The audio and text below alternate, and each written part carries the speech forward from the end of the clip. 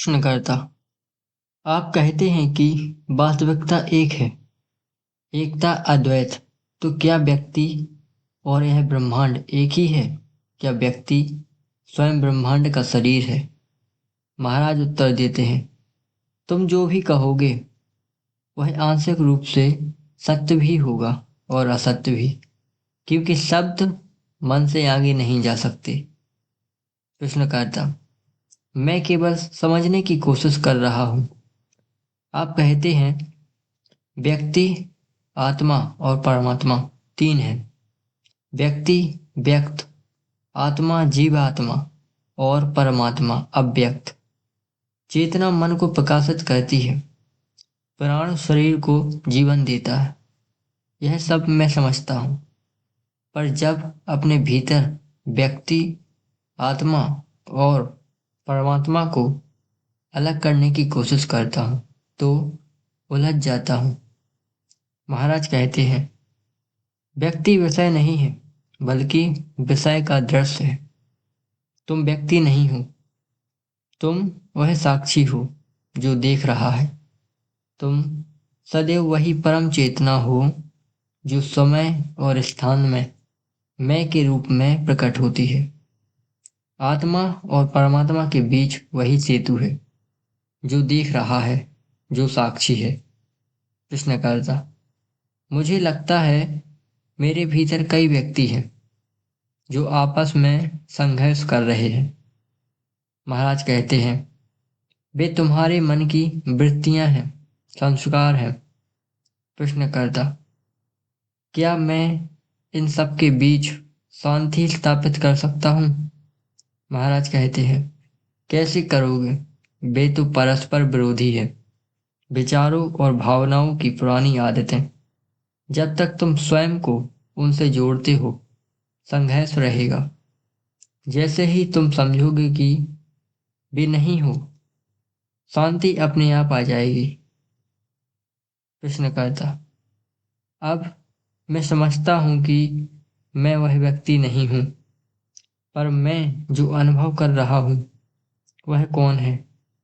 परमात्मा को मैं कैसे जानूं?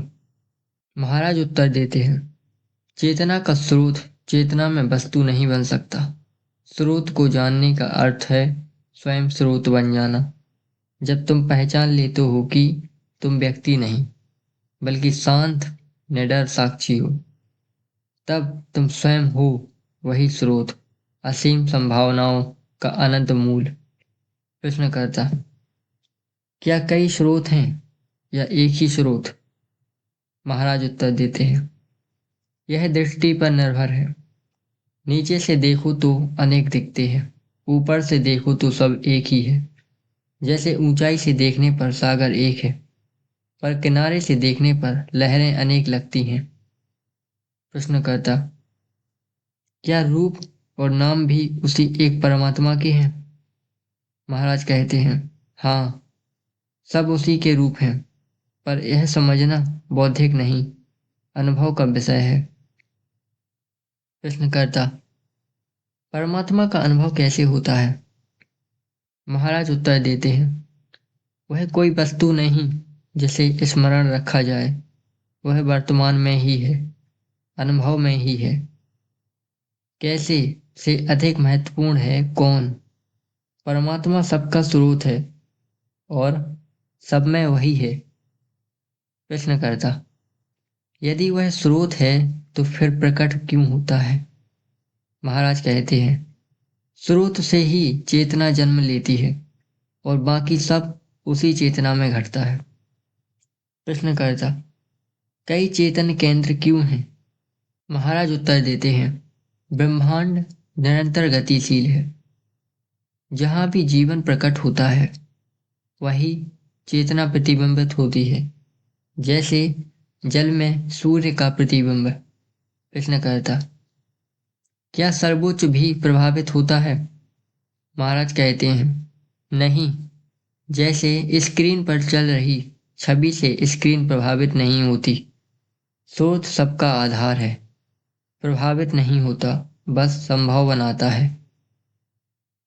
प्रश्नकर्ता: कुछ चीजें घटती हैं और कुछ नहीं। क्यों? महाराज बताते हैं, क्यों पूछना मन की आदत है। वास्तविकता में कोई कारण परिणाम नहीं है। सब कुछ अपने कारण से ही घटता है और वही मैं हूँ। कृष्ण कहता, स्वयं और परमात्मा के बीच क्या संबंध है? महाराज कहते हैं, व्यक्त आत्मा ज्ञात है, परमात्मा अज्ञात। ज्ञात से ही अज्ञात का जन्म होता है।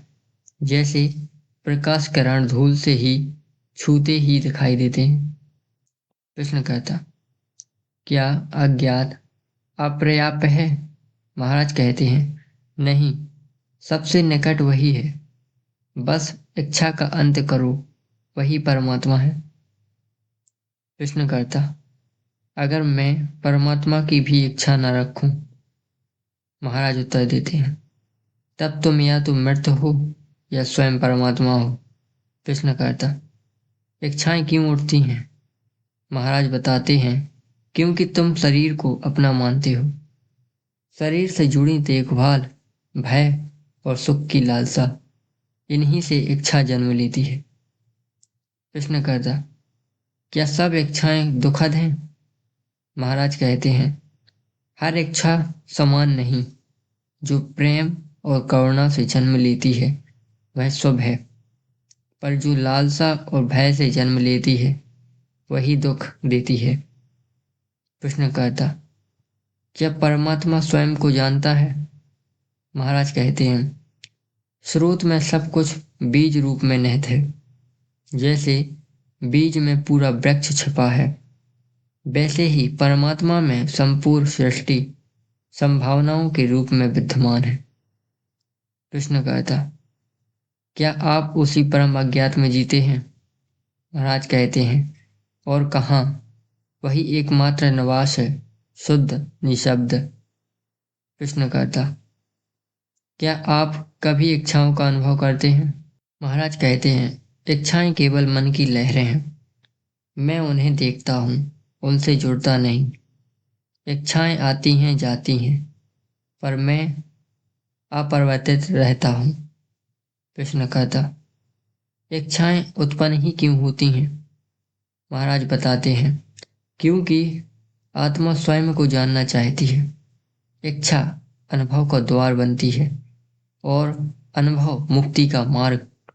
अज्ञान में इच्छा बंधन है, ज्ञान में वही इच्छा प्रेम बन जाती है। कृष्ण कहता, अंततः अनुभव करता कौन है, आत्मा या परमात्मा? महाराज उत्तर देते हैं, अनुभव करता आत्मा है, पर आत्मा और परमात्मा में भेद केवल दृष्टि का है। आत्मा जब स्वयं को जान लेती है तो वही परमात्मा बन जाती है। कृष्ण कहता, क्या आत्मा के परे कुछ और है? महाराज उत्तर देते हैं, आत्मा के बाहर कुछ नहीं। सब मैं हूँ, मैं ही समाया है। जागृत, स्वप्न और सुषुप्ति, तीनों अवस्थाओं में वही मैं है। ज्ञान में जानने वाला स्वयं ज्ञान बन जाता है और उसी में समस्त अज्ञान मिट जाता है। महाराज कहते हैं, इसलिए परम को पाने की चिंता मत करो। जो जानने वाला है उसे जान लो और सब ज्ञात हो जाएगा।